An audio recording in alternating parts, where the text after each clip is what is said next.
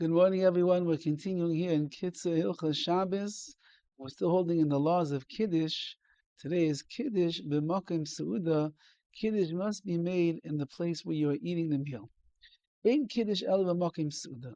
Kiddush can only be made in the place where you are going to eat the meal.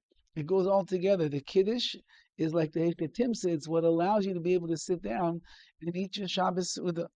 And therefore you do not fulfill the obligation of Kiddush if you don't eat after Kiddush. And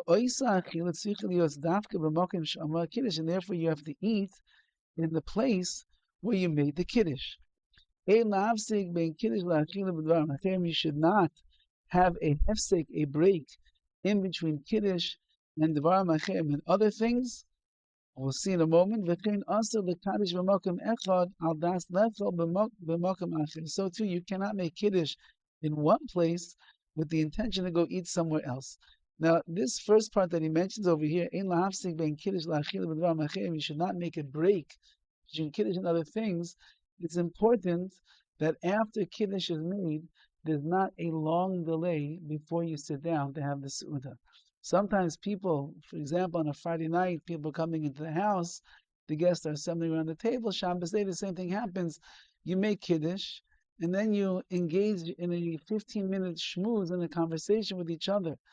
That in the halacha, that's not the way to do it. Kiddush, the Seudah should be on the tails or on the heels of Kiddush as soon as possible.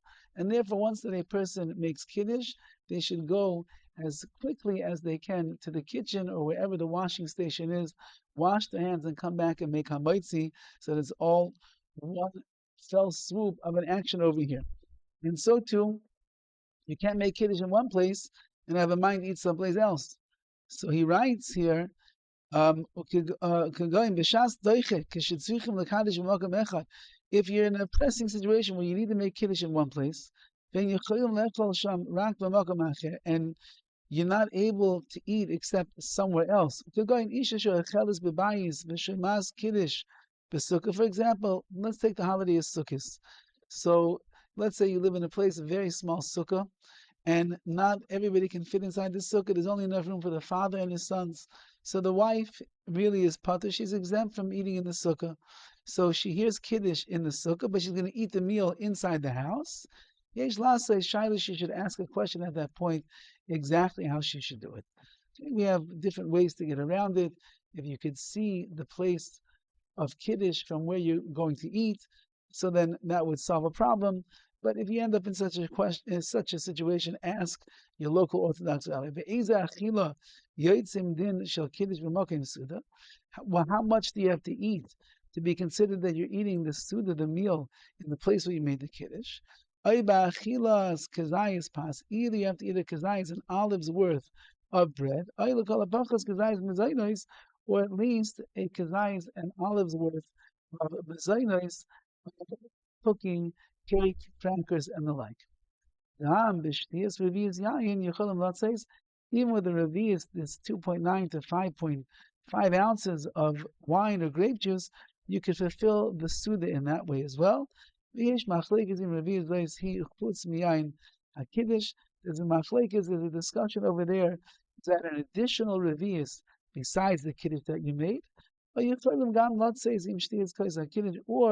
if you need it, or if you can fulfill the obligation with just drinking a revius from the cup itself, and therefore it's brought down in the Sha'at Sina over there that many will end up having two revisim, two amounts of revius, just to make sure that they had Kiddush B'Makom Suda. V'yesh machlekes in numbers agam b'Kiddush Laila, and there is a machlekes whether or not this works at the nighttime Kiddush as well.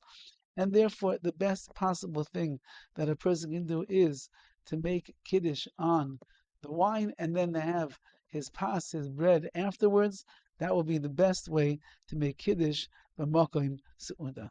Have a wonderful day.